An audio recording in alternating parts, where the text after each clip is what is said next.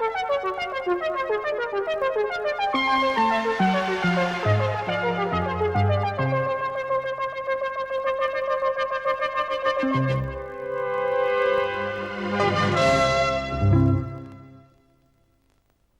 a little bit of interesting light entertainment for this week's video. We've got a few big names here in the vid, arcade games that were successful and thus resulted in lots of ports for you to play in the home. There's not much obscure here, is what I'm saying. However, what we're covering today are sequels to said games that you may not know all that well because, for whatever reason, they didn't get ported anywhere at the time. Not that this means they're bad, in most cases they're pretty far from it actually. There's definitely some recommended games here for sure, things you can boot up on your MAME or Raspberry Pi or however you go about such things. So in short, we've got 10 of these arcade-only sequels to look at for you, and we may as well stop screwing around and just make a start to it.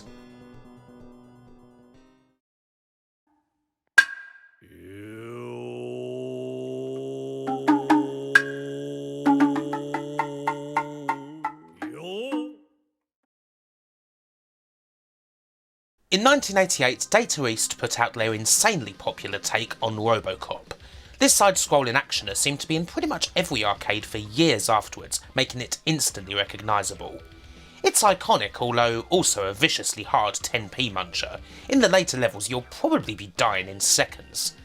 Naturally it also enjoyed a few ports, particularly to the Amiga, ST and NES. Ocean's later 8-bit version was a bit different. The sequel, imaginatively titled RoboCop 2, got various Ocean-made versions on home computers as well, but the arcade game Data East released in 1991 was totally different and wasn't ported anywhere at all. So how does this fare? Is it satisfying to kill Kane not once, but twice? Actually, yeah, it most definitely is.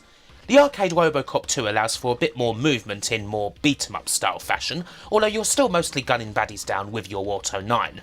It looks jolly good, not state-of-the-art perhaps, but very nice and very Data East. Naturally it includes the scene where Robo takes baddies down in an arcade filled with other Data East games, because it would have been a missed opportunity if it didn't after all. This game is, for me, a lot better than the original arcade RoboCop, mainly because it isn't a stupidly hard coin muncher. The difficulty is much more balanced and you can actually spend a perfectly okay amount of time on the game with only 1 or 2 credits, which certainly makes it better to play nowadays. Nice soundtrack too, very cool 80s disco tech noir-y type beats in this game. In short, yeah, this is really good. It's one of the best RoboCop tie-in games and it's definitely one to check out.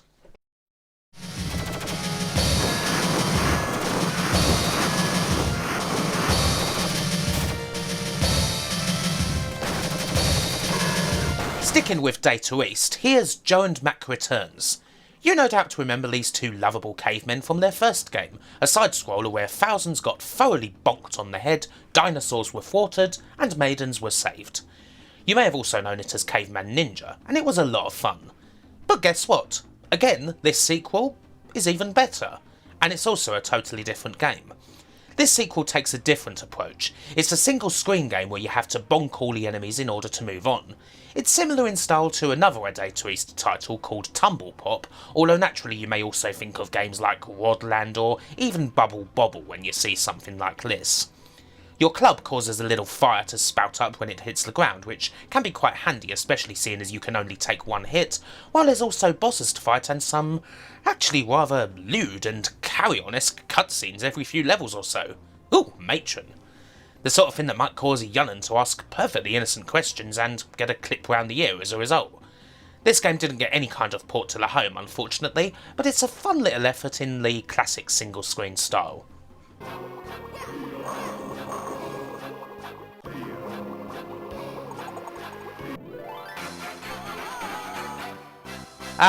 Konami's Time Pilot from 1982, one of my favourite Golden Age arcade games.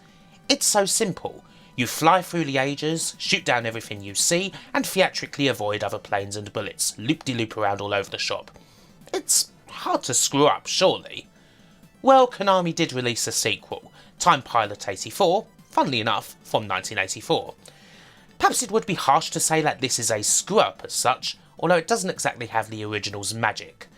Time Pilot 84 doesn't travel through time anymore, opting instead for a purely futuristic space shooter setting. The main gameplay is still the same, although now there's certain enemies that you have to shoot down using missiles from the beginning, including the end of level Guardian. It's an okay arcade game, but I don't know, it just doesn't quite feel the same as the original Time Pilot. The controls and play just seem to be so much tighter back there. Hey ho. I can see why it didn't make it home. There's just not enough to it as a sequel, and it perhaps also came out at a bit of a bad time for the arcades, at least in North America. In the end, it's just a little curio really.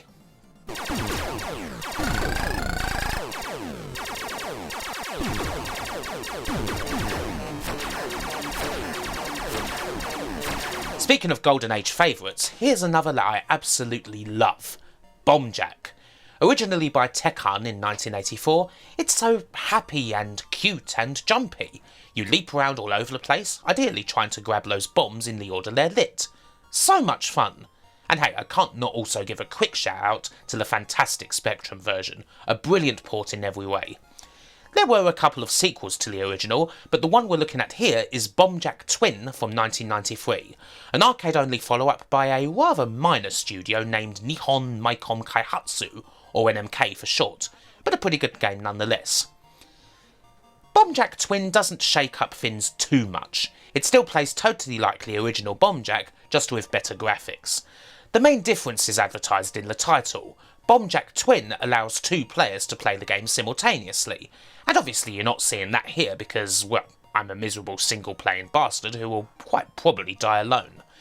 In any case, it's a very fun version of the game. The bombs that get lit and you ideally collect in sequence are now called firebombs, and you get big point bonuses after collecting a certain amount of them, and all the fun of the original is very much still here. This is a definite winner.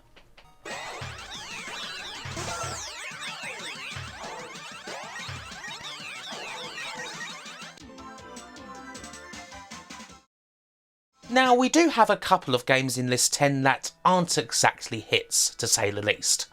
I wouldn't have ever said that I'm the biggest fan of Taito's Operation Wolf, mainly because I'm awful at it, but I can certainly respect it. Operation Thunderbolt was a perfectly okay follow-up that I was also terrible at. But then, alas, things hit a big low with the arcade-only Operation Wolf 3 from 1994. This feels like a sequel in name only. We now have a cheesy plot where you play as CT operatives instead of army men and... oh dear, oh boy. The game has fallen to the digitised graphics virus, taking a cue from much better games like, say, Lethal Enforcers. It's all so very lame nowadays, it's aged so badly, especially when compared to the original titles, and it's just not fun to play at all. It's no surprise at all that this did not make it to any home machine. I mean, who the hell would take this?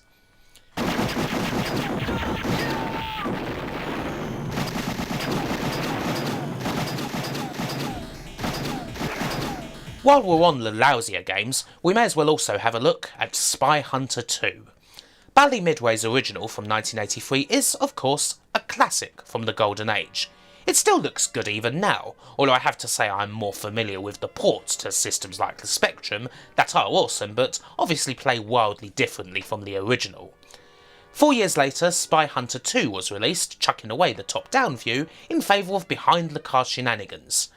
And it absolutely sucked to the point of being quite the infamous arcade flop. This just looks garish and so ugly compared to the original. The gameplay just isn't there at all. It's trash.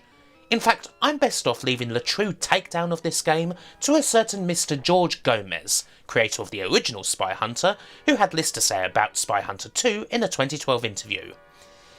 It was horrible, and obviously done by someone that didn't understand the first game. I think it was ambitious to try and accomplish a first-person driver given what they had to work with. It's an issue that I still see today, someone inanimate with a look as opposed to whether something is fun. I wish those guys would go make movies already and leave the games to people interested in making interactive fun. I think that says it all, quite frankly.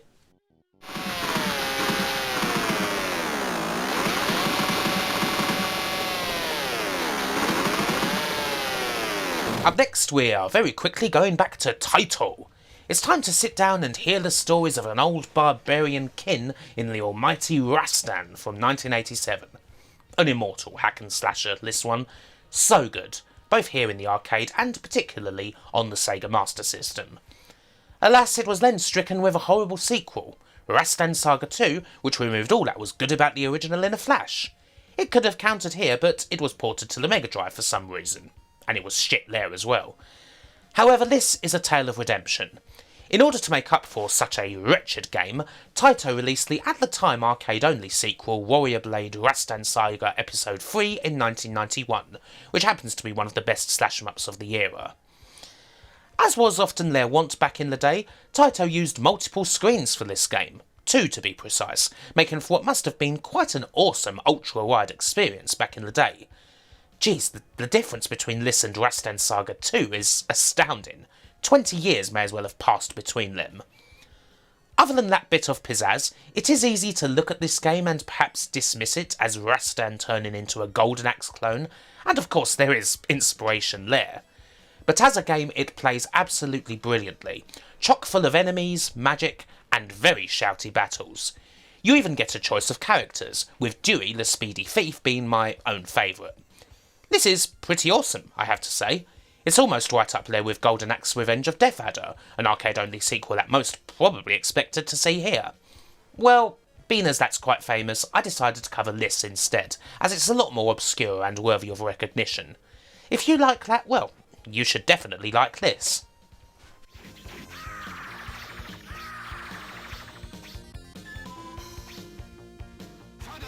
Go. Follow this plan. Next up, a little bit of wrestling, because, well, why not? Capcom's Saturday Night Slam Masters was a pretty cool arcade take on wrestling. It's not the most in-depth of games or anything, but it's a romp, and got some nice 16-bit ports too. But it did also get a sequel. Capcom released Ring of Destruction Slam Masters 2 in 1994, complete with art by Tetsuo Hara, he of Fist of the North Star fame. Don't worry, Mike Hagar's still here. However, the gameplay that made the original enjoyable is sort of gone. Slam Masters 2 eschews wrestling in favour of being a more traditional fighting game, which makes the whole thing just a bit generic, even if it's by the guys who were basically the kings of the genre at this time. Not that it's bad, but would you play this over Street Fighter 2 or Darkstalkers? That's kinda doubtful. At least that Tetsuo Hara artwork is pretty nice, mind you. The game, though, is only so-so.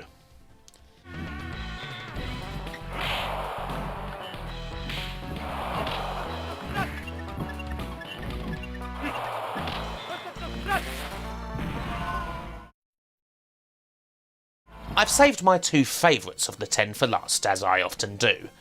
First up, here's another of my Golden Age favourites, the almighty Joust by Williams. As an arcade game, this is just about perfect. You simply get higher than your opponent when you crash into them. Flawless. A lot of games took inspiration from Joust, but there was only one sequel, Joust 2 from 1986. It's not super well known as, sadly, thanks to the waning popularity of arcades in North America, it didn't do well at all. But is it actually a good sequel? I reckon it's a bloody awesome sequel, actually. The core brilliant gameplay of Joust is undisturbed, in the main. You smash the button to flap and try to get the high ground on your opponent. You can now transform your ostrich into a Pegasus at the push of a button. The Pegasus is very powerful but nowhere near as nimble. You use it to be sure of the higher ground when you're on a collision course, maybe for a bit of defence. There's other differences. Joust 2 is now a vertically oriented game, which personally I actually prefer. And there's also lots of different levels. This certainly helps. The original Joust did have the one classic level that gradually changes over time, but it's nice to have a lot of variation here. If you like Joust and you haven't played this, it's seriously worth giving it a go. Do all these changes make it as classic as the original? Perhaps not, but it's a bloody brilliant follow-up.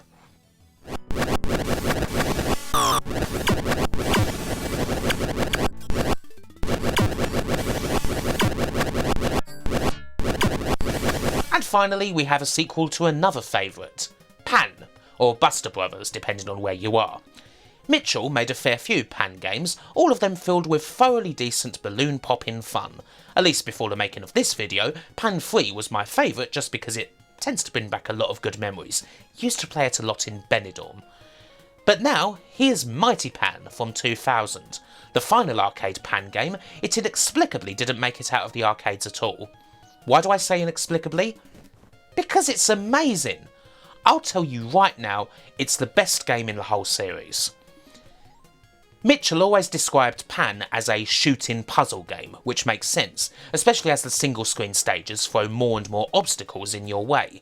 It's not simply about getting those balloons before they get you.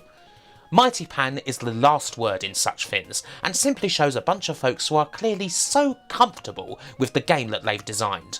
It's full of ingenious touches, levels that are so much fun to figure out, while still having the core action that makes Pan fun to play in the first place. It's very creative indeed, and it's pretty much everything that a sequel should be. It doesn't need to change things to any ridiculous degree. Pan was already a winning formula to begin with, and this is just even more so.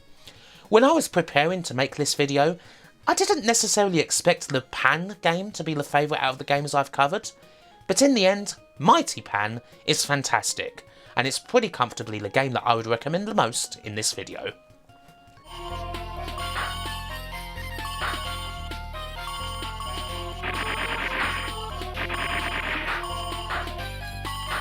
And there you go. Hopefully you've enjoyed this set of 10 mostly pretty good, actually arcade-only sequels. I'm sure there's some others out there that you know, perhaps even ones that you've been screaming at your monitor screen for me to include. But before you swear and wish death upon me in the comments, consider that there could easily be another video of arcade sequels in the future, and just remind me gently of their existence. But for now, I'll say, well, bye for now. I always say that at the end for some reason.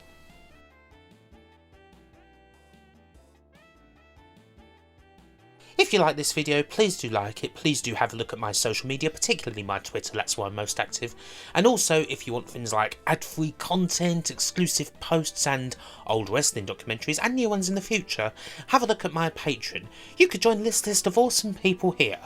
Alexa Jones-Gonzalez, Andrew Dalton, Andy Cat, Arcade Loai Webmaster, Asobi Kwan DX, Brian Henniger, Chris Conrad Pritchard, D. Xalior, Rimwan Sutter, Dave Cork, David Rose, Dinty76538, Dustin Cooper, Gary Samaden, Geordie Alex, Glunthef, Ian Roberts, James Brown, Jason Stevens, Jace Alexander, Jeff Ladd, Matthias Gramzov, Martin Potaki, Potter Margel, Renbimon, Rusty Kelly, Seth Robinson, Simon Gulliver, Stuart Christopher Brownlee, Tariq Amir, Legeeky Dad, Tim Wald, Yerka Operator, and to all the rest of the awesome community, thank you so much, goodbye and take care.